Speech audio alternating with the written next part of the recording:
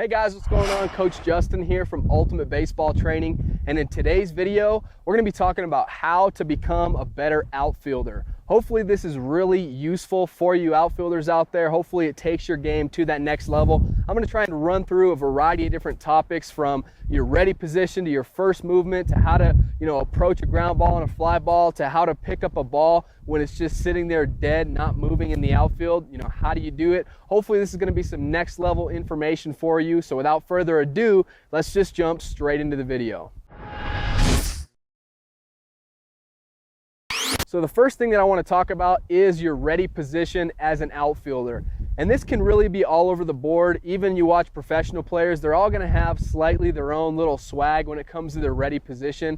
So I'm fine with, as long as you're in an athletic position, you're ready to move, I'm fine with a variety of different things. What I don't want to see you do is sit here with your hands on your knees like this, because then your first move is just going to take your hands off your knees, and that's going to waste time, it's going to waste energy and effort, and that could be used for taking an aggressive first step back or something like that. So as long as we're not with our hands on our knees like this, as long as we're ready to move, as long as we're not being a statue perfectly still, then I think you're going to be in good shape.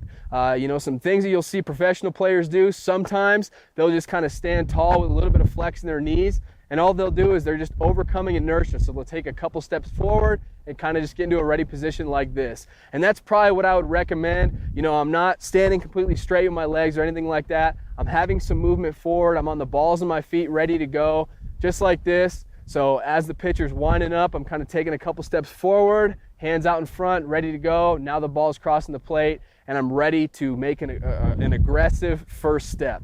Another thing you can do, if that's not comfortable for you, I always recommend having some forward movement, always being on the balls of your feet, not on your heels. But another thing you can do is just take, right, left, and I'm fine with you placing your hands ever so slightly kind of at your hip hinges right here. Not down resting on your knees, but just on your hip hinges here. That's another fine ready position. So it's really a personal preference, but a couple absolutes: stay on the balls of your feet, be athletic, be ready to move, no hands on your knees. We're not a statue. We have to be ready to make a play on the baseball. So that's all about the ready position. All right, now let's talk about your very first step. A lot of the times you'll hear coaches say, as an outfielder, your first step has to be backward.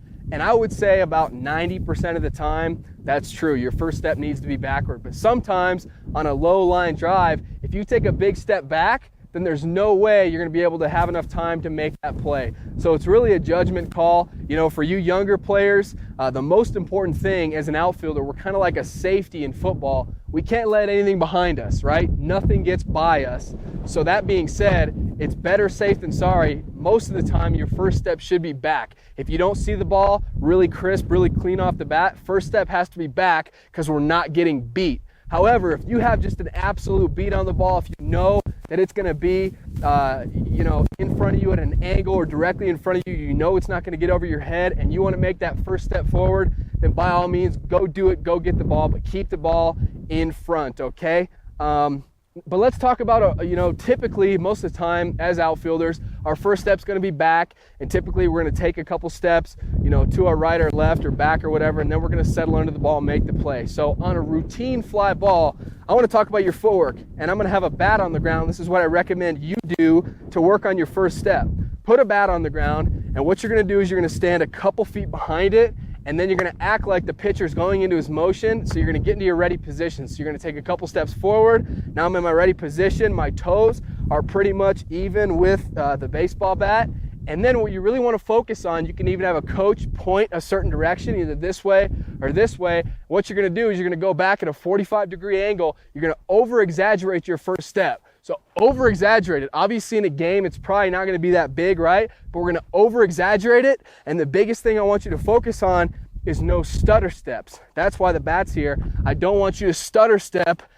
If you're going back this way, I don't want you to kick this foot forward and then do this. We want it to be one fluid motion, boom, instead of all those little stutter steps. So if you kick the bat, you'll know, hey, I need to work on, not having so many stutter steps. This is great, a great practice drill.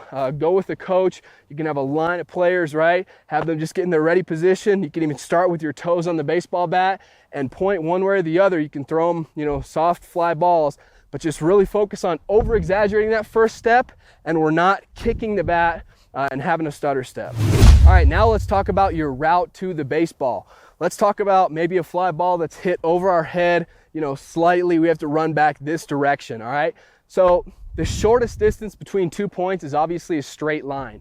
So what I want you to do after we've taken that good aggressive first step and we're busting our first few steps, what I want you to really focus on as far as your route to the baseball is, number one, focus on a straight line, and number two, focus on getting to the spot and then settling and then making the catch. But you don't want to drift. What I like to call drift means, a fly ball's crushed over your head, and instead of sprinting directly to the spot and then settling under the baseball, chopping your feet and having time, settling under the ball, what drifting is the ball is hit and you kind of just, do one of these. You're just drifting back. You're not really running hard to the spot. So you want to avoid drifting because you're not going to be able to make near as many plays. You're not going to have the range that you're looking for. So when the ball's hit, boom, aggressive first step, right? We're busting in our first few steps, and our route to the ball, whether it's a fly ball, whether it's a ground ball, most of the time it should be a straight line or close to a straight line.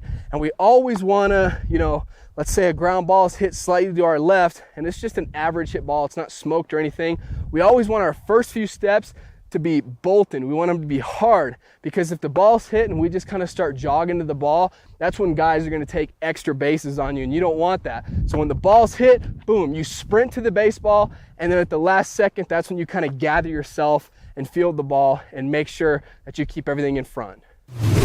All right, now let's talk about dead ball pickup.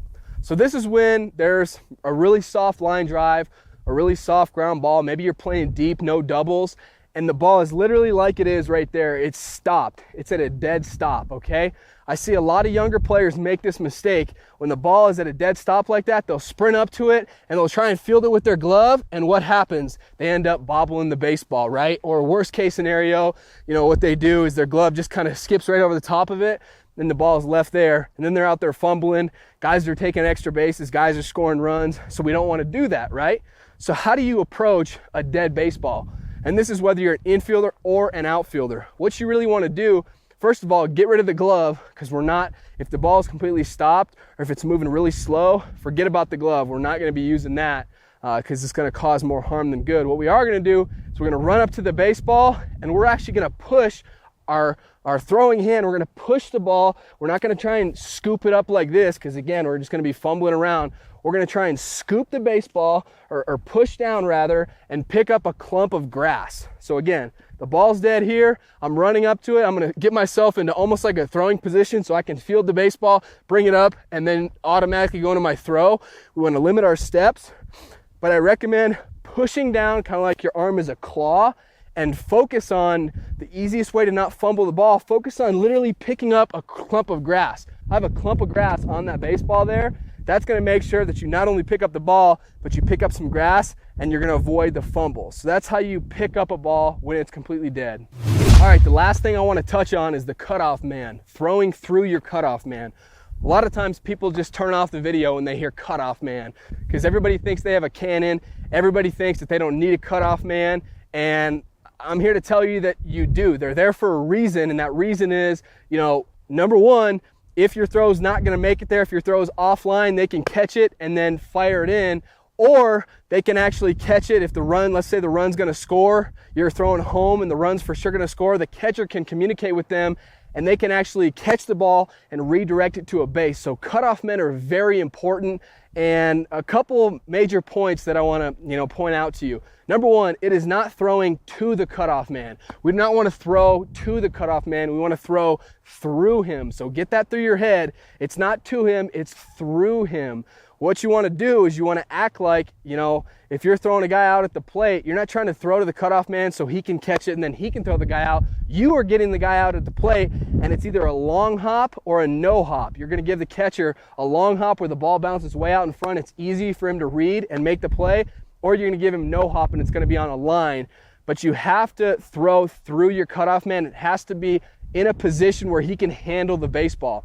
So what I recommend you do is aim for slightly above the top of their head. We want to throw through them again, but if you aim for slightly the top of their head, by the time the ball gets there, it's going to come down a little bit, and they're going to be able to redirect it pretty much right here, if necessary, or just get out of the way. But again, long hop or no hop, and you're throwing through the cutoff man, not to them. So that's it for today's video. Hopefully you enjoyed it. These are just a few tips I have for how to become a better outfielder. If you enjoyed it, be sure to leave me a thumbs up and subscribe to the channel, because we're coming out with new baseball videos every single week. So subscribe so you're always notified. And guys, being an outfielder, that's really just one part of the game. But if you really want to climb levels, if you want to be an elite baseball player, you got to learn how to hit. You got to be a great hitter. And part of hitting is bat speed, right? If you want more bat speed, if you want more power, then I have your solution. I actually created a free bat speed workout for you, 100% free. All you got to do is click on that very first link below this video in the description. That'll take you to my website. I just need your email address, and I'll send you that free bat speed workout. So go do that now. It comes with a video, comes with a PDF document you can print out, take it to the field with you. This is a workout that's going to help you improve your bat speed 5, 10, even 15 miles an hour, which is going to lead to more power, more home runs, more doubles, all that. So grab your bat speed workout. Thank you guys so much for watching, and I'll see you next time.